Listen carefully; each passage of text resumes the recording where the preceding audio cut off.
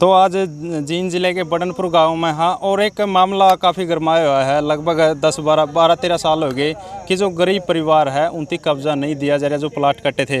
लेकिन कल deputy CM Dushyant Chautala से मिले हैं, तो क्या कुछ रहा है वो भी बातचीत कराएंगे। तो प्रशासन की आज आने की उम्मीद थी, तो प्रशासन अभी तक नहीं पहुँचा है, तो बातचीत कराएंगे आखिर मामला पूरा क्या कल डिप्टी सीएम साहब ने क्या कहा था, तो पूरी बातचीत हम कर लेते हैं। तो सर कल दुष्यंत चौटाला जी से मिले थे आप, क्या कुछ रहे आप मिलने के बाद? सबसे पहले तो देखिए, मैं सभी पत्रकार साथियों का, सभी जो आपका सोशल मीडिया है उसका यहाँ पहुँचने पर गांव बड़नपुर में आपका हार्दिक स्वागत करता हूँ। जो ये चला हुआ है 100 गज प्लाट धारकों का मामला, तो ये काफ़ी पुराना है, लेकिन पिछले 1.5 महीने से आप दिन रात एक किए हुए हैं, खेत खाली हैं। ऐसा प्रतीत होता है कि जैसे जो पहले घटना घटी थी ऐसी घटना ना घटे है मेरे गांव में। क्या घटना घटी थी जी? पहले घटना घट चुकी है, एक केस था, पंचायत का मामला था आपस में, तो उसमें काफ़ी तनाव था। लेकिन जो धीरे धीरे मामला है, ये भी ऐसा ना हो कि ये तुल पकड़ जाए, इसलिए गरीब तबका है डरे हुए हैं। तो इस मामले में कल देखिए, जो यहाँ से जो यहाँ मीटिंग हुई थी प्लाट धारकों की, सभी प्लाट धारक आए हुए थे, तो एक ही निर्णय लिया कि हमारी कहीं भी सुनवाई नहीं। जो प्रशासनिक अधिकारी हैं, जो सरकारी अधिकारी हैं, हमारे बिल्कुल भी कोई भी सुनवाई नहीं है। तो डिप्टी सीएम से मिलने का निश्चय किया जो यहाँ पर कमेटी थी। तो उसके बाद यही निर्णय हुआ कि दनौदा तो नहीं मिल पाएंगे, हम चलते हैं यहाँ बद्दोवाला टोल पर। तो बद्दोवाला टोल पर जाने के बाद वहाँ पर सूचित किया जो प्रशासनिक अधिकारी हैं उनको, कि इस तरह से सीबीआई को हमने सूचित किया, मतलब जो अधिकारी उनको सूचित किया कि ऐसे ऐसे हम पूरे डिसिप्लिन में, पूरे अनुशासन के साथ 210 के 10 जो प्लाट धारक हैं वो मिलेंगे। तो ऊपर से मैसेज आया कि अनुशासन में रहो, आपसे डिप्टी सीएम की बातचीत बिल्कुल गाड़ी रुकने के बाद आप जो भी ज्ञापन देना चाहते हैं, जो अपनी बात रखना चाहते हैं वो सुनेंगे। उसके बाद नरवाना जो एसडीएम साहब हैं, दून साहब, वो और डीएसपी नरवाना आए हमारे साथ, बड़े अच्छे तरीके से बातचीत की।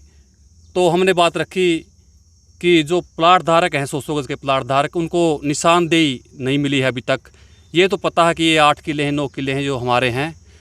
तो उसने कहा कि हम आपको दनौदा जो प्रोग्राम है डिप्टी सीएम दुष्यंत चौटाला साहब का, तो वहाँ मिला देंगे। तो हमने कहा एक बार आप हमारी देखिए, तहसील उचाना पड़ती है, ब्लॉक उचाना है, हल्का नरवाना है, अधिकारी इधर के उधर। तो हमने कहा कि हमारी जो बात है, एसडीएम साहब हैं जो मलिक साहब उचाना के अभी आए हैं, उनसे बात कीजिए आप दून साहब, या आप जो डीडीपीओ है उचाना उससे बातचीत कीजिए। तो कल छात्रगांव में खुला दरबार लगा हुआ था, एसडीएम साहब ने बात की बीडीपीओ साहब से। तो बीडीपीओ साहब का एक ही जवाब है कि हम निशानदेही दे चुके हैं। देखिए, हमारे साथ पूरा का पूरा 36 बिरादरी के जो प्लाट धारक हैं खड़े हैं, इनसे आप पूछ सकते हैं। एक भी सदस्य अगर ये कह दे कि हमें निशानदेही मिल चुकी है, तो हम आज ही अपने घर चले जाएंगे। तो बीडीपीओ साहब क्यों बोल रहे हैं निशानदेही हो चुकी है?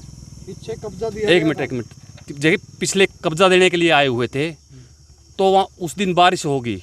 बारिश होने के बाद ये देखिए, अनपढ़ भी हैं, पढ़े लिखे भी हैं, जो ऊपरली हेडलाइन थी वो नहीं पढ़ी, उन्होंने बगैर निशान दे दिए, उन्होंने साइन करवा लिए टोटली को। एक आध जो नहीं आए, मौके पर नहीं थे, तो नहीं भी होने पाए।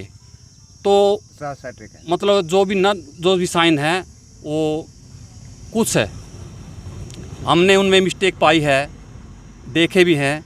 तो काफ़ी गहरा मामला, गंभीर मामला है। 4 कर्मचारी भेज करके, मुझे नहीं पता ये, और उसके बाद कहा कि आपकी कमेटी है 5 सदस्यीय कमेटी, 21 सदस्यीय वैसी कमेटी है प्लाट धारकों की। तो उन्होंने कहा 5 आदमी, चलिए आपको मैं दनौदा डिप्टी जो सीएम है उससे मिलवा दूंगा। तो हमने ये बात मानी, और डिप्टी सीएम भाषण देने के बाद हम उसे मिले और ज्ञापन दिया। उन्होंने भी ये आश्वासन दिया कि देखिए कोई बात नहीं है, आपका काम हो जाएगा, और उसने हमारा ज्ञापन लिया। उसके आने के बाद यहाँ पर 3 घंटे से यहाँ पर बैठे हुए हैं, अभी तक कोई भी प्रशासनिक अधिकारी नहीं आया। और जो पटवारी हैं मौके के, उनका फ़ोन बंद आया हुआ है। कानूनगो से साहब से बात हुई है, तो उन्होंने ये कहा कि जो भी ऊपर जो अधिकारी हैं उनसे बात कीजिए। जो सीबीआई वाले हैं हमारे जो और अन्य जो प्रशासनिक अधिकारी हैं उनसे बात हुई तो बार बार यही मैसेज कि आपको निशानदेही देंगे, निशानदेही देंगे। तो सीआईडी के थ्रू मैसेज जा लिया ऊपर? बिल्कुल दिल्ली तक ये बात चली गई है, क्योंकि ये जो खुफिया एजेंसी आपको पता ही है कि कितनी मजबूत हमारी खुफिया एजेंसी है। यहाँ बात होती है तो दिल्ली तक बात जाती है, और जो अगली जो कार्रवाई होगी उसके बारे में हमारे जो साथी हैं रामफल जी वो बताएंगे।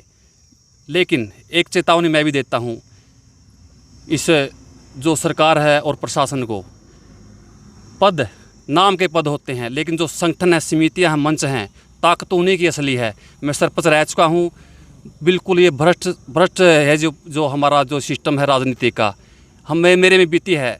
और मैं जब इसमें जो जेजेपी पार्टी है, जननायक जनता पार्टी, देवीलाल की नीतियों पर चल करके मैं भी इस पार्टी से जुड़ा हुआ हूँ, और मेरे पास ब्लॉक नरवाना का पद है, शिक्षा स्वास्थ्य खेल मंत्रालय एवं निगरानी कमेटी यूथ क्लब का, यूथ का। तो तुरंत प्रभाव से मैं रिज़ाइन अगर यहाँ पर 1 घंटे के अंदर और नहीं आते हैं तो रिज़ाइन देता हूँ, और एक सामाजिक कार्यकर्ता के रूप में आगे काम करूँगा। मेरे ऊपर देखिए जो प्रेशर है बनाए हुए हैं, बार बार मेरे परिवार के जो सदस्य हैं उनको कहते हैं इसको क्या ज़रूरत है, लेकिन एक मैं सामाजिक कार्यकर्ता होने के नाते, और जो शहीद आजम भगत सिंह है उससे संबंधित जो संगठन है जन संघर्ष मंच हरियाणा, मैं उस नरवाना इकाई का पूर्व प्रधान रहा हूँ, तो उसकी नीतियों पर चल करके एक सामाजिक कार्यकर्ता के रूप में काम करूँगा। अगर सुनवाई 1 घंटे के अंदर नहीं होती है तो तुरंत प्रभाव से मैं अपने पद से इस्तीफा दूंगा, और आगे एक सामाजिक कार्यकर्ता के रूप में काम करूँगा, न कि इन पार्टियों के जो प्रशासन है इसके बहकाव में आकर के आगे आने वाले नहीं हैं। तो मैं आगे की जो कार्रवाई होगी रामफल जी को इनवाइट करूंगा, वो बताएंगे। रामफल जी, देखो प्रशासन ने आज का टाइम दिया, मतलब प्रशासन ने आज का टाइम दिया था, लेकिन दुष्यंत चौटाला ने बोला था कि जो आपकी कार्रवाई उस पर खरे उतरेंगे, तो दुष्यंत चौटाला का भी नहीं इस तरह तो क्या मानते वो जो एसडीएम है या फिर और है, क्योंकि अभी तक कार्रवाई नहीं हुई, आप पहुँचे भी नहीं हुए तक। देखिए जो कल दिया था आश्वासन 1.5 महीने से, देखिए जो प्लाट धारक हैं इंतज़ार किससे नहीं मिले, सबसे मिले हैं।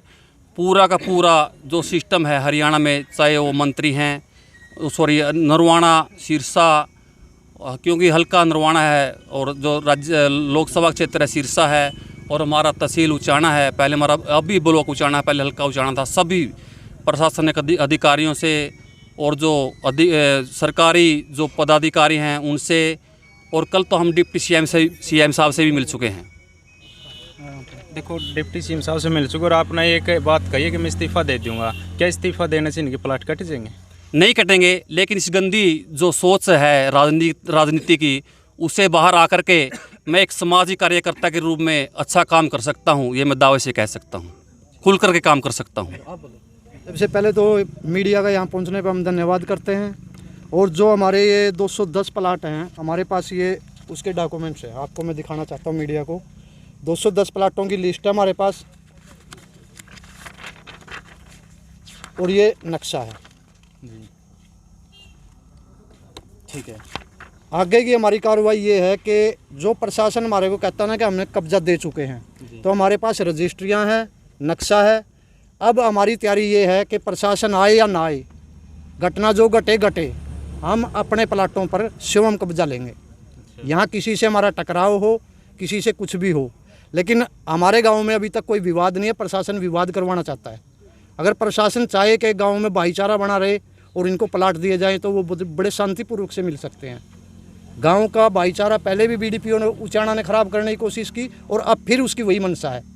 इसलिए मीडिया के माध्यम से हम बताना चाहते हैं कि हमारे पास पूरे डॉक्यूमेंट्स है, सभी प्लाट धारकों के पास रजिस्ट्रियाँ, कुछ रजिस्ट्रियाँ नहीं है जो उनके नाम है, इसमें हम अपना कब्जा स्वयं ले रहे हैं। अब जाके वहाँ पे आप हमारे पूरी ज़मीन को हम इकट्ठा सामूहिक तौर पे इकट्ठी अपने कब्जे में ले रहे हैं। यानी किसी के साथ अगर तुक मैमो है तो प्रशासन इसका जिम्मेवार, प्रशासन ही जिम्मेवार होगा, या वो लोग स्वयं जिम्मेवार होंगे जो हमारे को रोकेंगे, क्योंकि हम अपना हक ले रहे हैं। हमारे पास सबूत हैं, हमारी ज़मीन है वो। अगर कोई उस पर कब्जा करता है तो उसका वो बनता है कि भाई एक उसकी ज़मीन है, अब मेरे को नहीं घुसना चाहिए। अगर हमारी ज़मीन में कोई घुसता है तो वो शरारती तत्व है। वो ज़मीन अभी पंचायत के अंडर में या कोई और कब्जा करे? पंचायत का ऐसा जी, कुछ उसमें से कुछ बिजी हुई है, कुछ खाली है। हमने प्रशासन को बोला कि भाई ये ज़मीन खाली रहनी चाहिए, बीडीओ साहब ने पंचायत को बोला या ना बोला उसका तो बीडीओ साहब जाने, हम नहीं जान सकते। जो बिजाई हुई जमीन है वो बोली कराई हुई है, वो ऐसे कब्जा करी हुई है। नहीं, बोली तो हो ही नहीं सकती। जब रजिस्ट्री होगी तो बोली कैसे हो जाएगी? ग्राम पंचायत कैसे बोली करवा देगी? अगर बोली करवाती है तो वो तो 2 नंबर में होगी। हमने बीडीपीओ साहब को बोला था अगर आपने पंचायत के माध्यम से इसकी बोली करवाई तो आप रसीद दिखा दो हमारे को। उसके पास कोई सबूत नहीं इस चीज़ का। तो पंचायत का क्या रुख है इसकी तरफ से? पंचायत को हम बोल चुके हैं, सरपंच को कई बार कहा भाई प्यार से समस्या सोल्व हो सकती है, बैठ के समस्या सोल्व हो सकती है। गांव का 36 बिरादरी के प्लाट हैं, सबका भाईचारा है, कायम रहे भाईचारा, यही हमारी मंशा है। लेकिन सरपंच साहब ने टाइम नहीं है। तो आपकी रजिस्ट्री कौन से सन की है? ये 2020 17 जून 10/8/2020 निशानदेही है, निशानदेही है। 12 की जी 12। तो 2012 से आज तक उस जमीन पर एक ही आदमी का कब्जा या अलग अलग? नहीं, वो जो आदमी उसको बो रहे हैं वही बो रहे हैं, बाकी और कोई नहीं है। अगर कोई थोड़ी बहुत बो रहा है तो वही बो रहे हैं जिसके साथ में लगती है। तो आगे की क्या कुछ रणनीति रहेगी? बस रणनीति तो है जी, हमारे प्लाट है, हम अपना कब्जा लेंगे। अगर प्रशासन आके प्यार से हमारे को कब्जा दिलाता तो हमने किसी से बहस करने की जरूरत नहीं थी। कितनी देर इंतजार करोगे? अभी प्रशासन हमारे को सुबह से गुमराह कर रहा है, अभी आएंगे, कोई आया नहीं है। क्या पता, हमने भाई डिप्टी सीएम ने उनको मैसेज दिया है, बीडीपीओ को मैसेज मिला है या ना मिला है। हमारे को तो ये कह रहे हैं कि आएंगे। सीआईडी के माध्यम से हमने सूचना दे दी है। लगता आपको वो आएंगे? हमें तो लगता नहीं कि वो आएंगे। तो उसके बाद फिर क्या करवाएंगे? अब हम स्वयं में अपना कब्जा लेंगे। कितना जैसे समय अल्टीमेटम प्रशासन को होते हैं? अभी हम सिर्फ आधा पौना घंटा और उनका इंतजार करते हैं। उसके बाद स्वयं प्लाटों में जाएंगे, अपनी सफेदी वगैरह डालेंगे, जितनी ज़मीन खाली है उस पर हम स्वयं कब्जा लेंगे।